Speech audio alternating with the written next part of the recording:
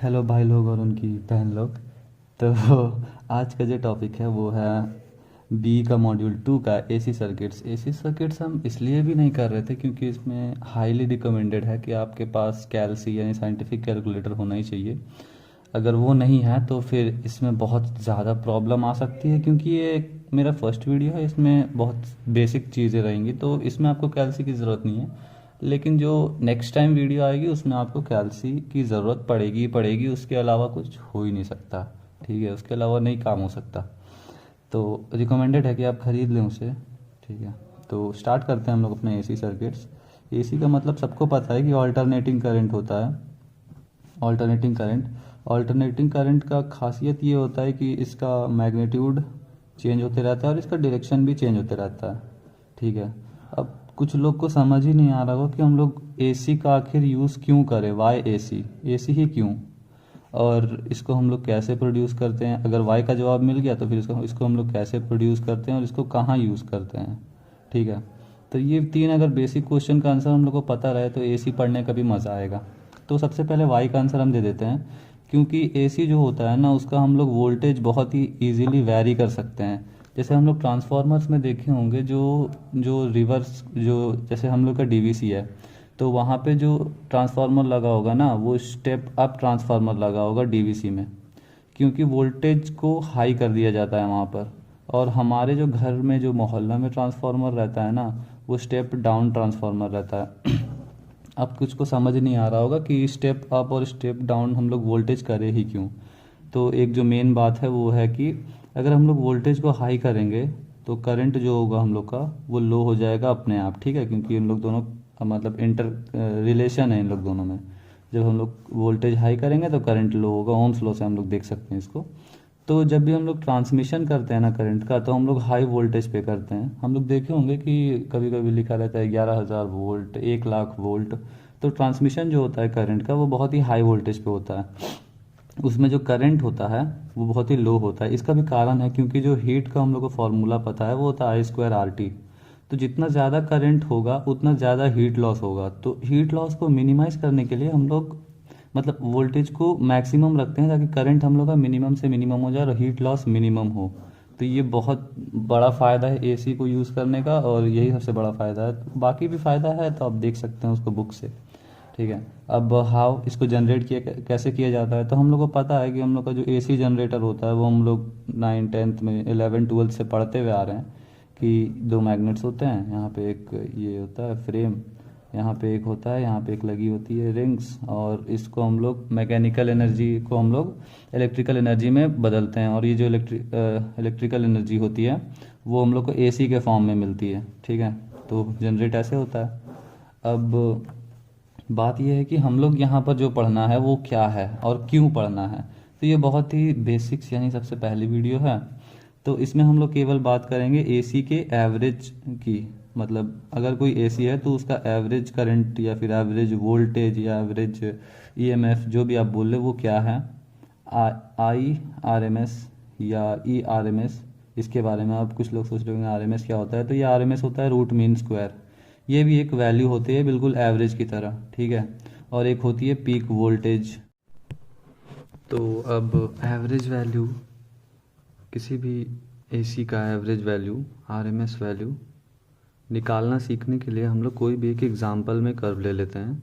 तो हम लोग यहाँ पर वही कर्व लेंगे जो हम लोग 12th में पढ़े थे, साइन कर्व।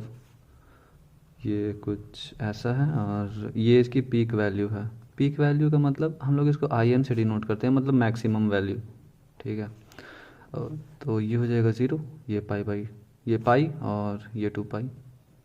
तो अगर हम लोग को एवरेज, ये पॉजिटिव साइकिल है, ये पॉजिटिव हाफ है, ये नेगेटिव हाफ है, तो हम लोग को पता है पहले कि अगर हम लोग को एवरेज निकालना है तो हम लोग को हाफ साइकिल का लेना पड़ेगा, क्योंकि ये एक्स एक्सिस के अबाउट सिमेट्रिक है। चलो हम लोग ना इसको टी मान लेते हैं। ठीक है, और इधर तो आई है ही, हम लोग इसको टी एक्सिस मान लिए। क्योंकि ये एक्स एक्सिस के अबाउट सिमेट्रिक है इसलिए अगर हम लोग फुल साइकिल का एवरेज वैल्यू निकालेंगे तो वो 0 आ जाएगी। तो हम लोग को करना ये है कि हाफ साइकिल के अबाउट एवरेज वैल्यू निकालनी है। आई एवरेज का फॉर्मूला होता है area of half cycle divided by distance मतलब जितनी दूर वो चली है हाफ साइकिल, जितना एक्स एक्सिस में डिस्टेंस है वो हम लोग को लेना है। तो यहाँ डिस्टेंस है पाई, तो distance covered by cycle, covered by half cycle, ठीक है। अब एरिया निकालने में यहाँ प्रॉब्लम ये है कि एक पैराबोला टाइप की चीज़ है, तो अगर हम लोग को इसका एरिया निकालना है ना, तो हम लोग को इंटीग्रेशन का सहारा लेना पड़ेगा, हम लोग ऐसे एरिया निकाल नहीं सकते।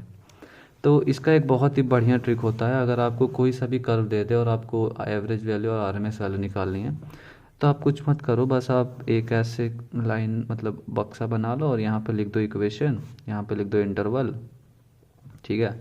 अब इंटरवल है 0 to पाई और इक्वेशन है आई एम साइन टी, क्योंकि जब साइन का पीक वैल्यू रहेगा, मतलब साइन का वैल्यू मैक्सिमम 1 हो सकता है, ठीक है, तब जो मेरा वैल्यू है होगा मतलब करंट का वो मैक्सिमम वैल्यू होगा, तो यहाँ पे आई एम हो जाएगा जब साइन का मैक्सिमम। तो ये जो इक्वेशन है ये इस कर्व को सेटिस्फाई कर रही है, तो इक्वेशन यहाँ पे ये है। और हम लोग को आधा ही साइकिल का निकालना है, इसलिए हम लोग 0 to पाई लेंगे केवल, और आई एवरेज का फिर हम लोग लगा देंगे फॉर्मूला अपना होता है जो 0 to पाई जाना है भाई। मेरा इक्वेशन है आई एम साइन टी और यहाँ पे डिफरेंशियल कोफिशिएंट डी टी आ जाएगा, फिर ये जहाँ तक जा रही है तो ये पाई आ जाएगा।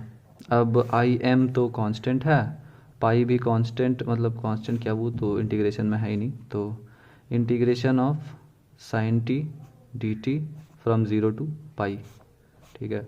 आई एम बाई पाई, साइन का इंटीग्रेशन हम लोग को पता है नेगेटिव ऑफ कॉस टी होता है, और ये 0 to पाई हो जाएगा। तो अब अगर हम लोग इसको सॉल्व करें तो ये आ जाएगा 2 आई एम बाई पाई। तो ये होती है एवरेज वैल्यू। अगर हम लोग का मैक्सिमम वैल्यू आई एम हो तो ये एवरेज वैल्यू आ गई हाफ साइकिल के लिए। आप ध्यान रखना, आपको अभी लग रहा होगा मैं बार बार इस चीज़ को इतना एम्फेसाइज क्यों कर रहा हूँ, क्योंकि जब अलग अलग टाइप के कर्व्स आएंगे ना तब आपको प्रॉब्लम होगा। मतलब अगर कोई कर्व सिमेट्रिक नहीं रहेगा ना, जैसे ये कर्व सिमेट्रिक है, अगर कोई कर्व सिमेट्रिक नहीं रहेगा फिर आपको प्रॉब्लम होगी, ठीक है। तो अब हम इसका एक आरएमएस वैल्यू भी निकाल के बता देते हैं। तो अब हम पहले आरएमएस वैल्यू का डेफिनेशन बताएंगे, उसके बाद बताएंगे ये होती क्या है, और उसके बाद इसको निकाल के दिखाएंगे। तो आरएमएस वैल्यू वो वैल्यू है ना, मान लो ये कोई सर्किट है, ठीक है, कुछ भी रेजिस्टेंस लगा हुआ है यहाँ पे, ये कोई एसी सर्किट है, और जब हम लोग इससे करंट पास करवाएंगे तो इस रेजिस्टेंस के अक्रॉस कुछ ना कुछ हीट जनरेट होगी, ठीक है। मान लो किसी भी टाइम मतलब 5 सेकंड के लिए, हम खाली ऐसे लेट कर रहे हैं, 5 सेकंड के लिए हम लोग करंट पास करवाएं, जितना हीट जनरेट हुआ ना, फिर हम लोग ऐसा ही एक सर्किट ले लेंगे और यहाँ पे एक डीसी लगा देंगे, ठीक है, और इसमें भी हम लोग 5 सेकंड के लिए मतलब पास करवाएंगे, मतलब टाइम इंटरवल हम लोग का फिक्स रहेगा, और उतना ही हीट जनरेट होना चाहिए जितना यहाँ हीट जनरेट हुआ। हम लोग इसको मेजर कर लेंगे यहाँ कितना हीट जनरेट हुआ, और उतना ही हीट यहाँ भी जनरेट होना चाहिए। तो इसके लिए जो डीसी के वैल्यू, अगर मान लो हम लोग पहले मतलब कुछ भी, जैसे हम लोग पहले 5 एम्पियर का डीसी लिए तो वो उससे नहीं हो पा रहा है, तो हम लोग फिर डीसी का वैल्यू बढ़ाते जाएंगे।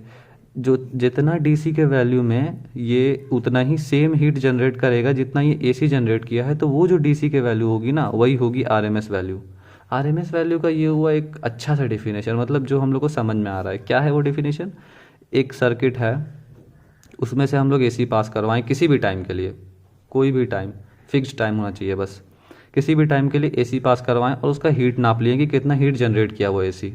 फिर हम लोग एक डीसी करंट ले आएँ और फिर हम लोग उसको डीसी को पास करवाएं।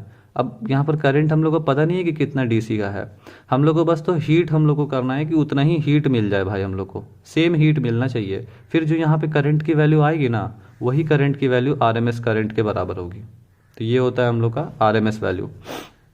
अब भाई इसको निकालते कैसे? आरएमएस का मतलब ही होता है रूट मीन स्क्वायर, मतलब पहले स्क्वायर कर दो, फिर मीन ले लो, उसके बाद रूट ले लो। तो इसको निकालने का सबसे बेस्ट तरीका होता है ना कि आर एम एस का I R M S is equal to हो जाएगा, बिल्कुल ऐसा ही होता है जैसे हम लोग यहाँ पे किए हैं। हम लोग को बस करना ही होता है कि मतलब जो एवरेज है ना, इसको हम लोग को स्क्वायर, ये जो इक्वेशन है ना इसको हम लोग को स्क्वायर कर देना होता है और रूट ले लेना होता है। ये मीन तो है ही, मीन ये पहले से है, स्क्वायर करके रूट ले लेंगे, काम ख़त्म है। तो I am square sine square T d T, 0 to पाई ही रहेगा अभी तक और यहाँ पे भी पाई रहेगा, ठीक है। तो ये अपना, और यहाँ पे एक अंडर रूट, तो हम अंडर रूट को RMS के इस साइड ले आते हैं और RMS का हम लोग स्क्वायर बना देते हैं, ठीक है, मतलब स्क्वायरिंग बोथ साइड्स कर दिए। तो ये IM स्क्वायर कांस्टेंट है, बाहर आ गई। और अगर हम लोग को sine square T d T का इंटीग्रेशन करना है तो हम लोग को पता है कि इसका इंटीग्रेशन हम लोग डायरेक्ट नहीं कर सकते हैं, इसको हम लोग को ब्रेक करना रहेगा 1 माइनस कॉस 2t/2 में, और फिर हम लोग इसका इंटीग्रेशन कर सकते हैं, यहाँ पे dt होगा। तो IRMS का square is equal to IM का स्क्वायर बाई 2, तो कांस्टेंट है, बाहर आ जाएगा। फिर अगर हम लोग इसको सॉल्व करें तो ये t हो जाएगा नेगेटिव ऑफ कॉस का इंटीग्रेशन साइन 2t/2 0 टू पाई, ठीक है। ये इस तरह चल रहा है मामला। यहाँ पे IRMS का square is equal to IM का स्क्वायर बाई 2, पाई रखेंगे यहाँ पे, और साइन 2 पाई तो 0 हो जाएगा, फिर साइन 2 पाई तो साइन, ओके, साइन 2 पाई तो 0 हो जाएगा, ठीक है। ओके,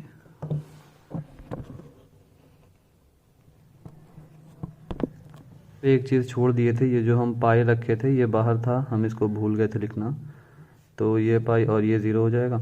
तो अब हम लोग का जो फाइनल आ रही है वो चीज़ आ रही है IM whole square by 2, pi से पाई कैंसिल आउट। तो अब अगर हम लोग taking square roots both sides कर देंगे तो ये IM/√2 हो जाएगी। और हम लोग ये 11th 12th में पढ़ के भी आ रहे हैं कि ये RMS वैल्यू IM/√2 होती है। तो ये वो RMS वैल्यू निकालने का तरीका। हम लोग कुछ नहीं किए, हम लोग एवरेज पहले से निकाले हुए थे। RMS का मतलब ही होता है रूट मीन स्क्वायर, तो मीन तो निकला हुआ था पहले से, मीन और एवरेज तो सेम ही है ना भाई। तो मीन तो निकला हुआ था, हम लोग को बस उसको स्क्वायर करके उसका रूट कर देना था, हम लोग वो चीज़ कर दिए, RMS वैल्यू आ गई, बस ख़त्म है भाई। अब जो इसका नेक्स्ट वीडियो आएगी ना, उसमें एक तो साइंटिफिक कैलकुलेटर की ज़रूरत पड़ सकती है, और RMS का हम एक क्वेश्चन भी ले लेंगे, ताकि RMS और एवरेज का एक क्वेश्चन भी ले लेंगे ताकि बहुत अच्छे से समझ में आ जाए सारे लोगों को, ठीक है। तब तक के लिए बाय।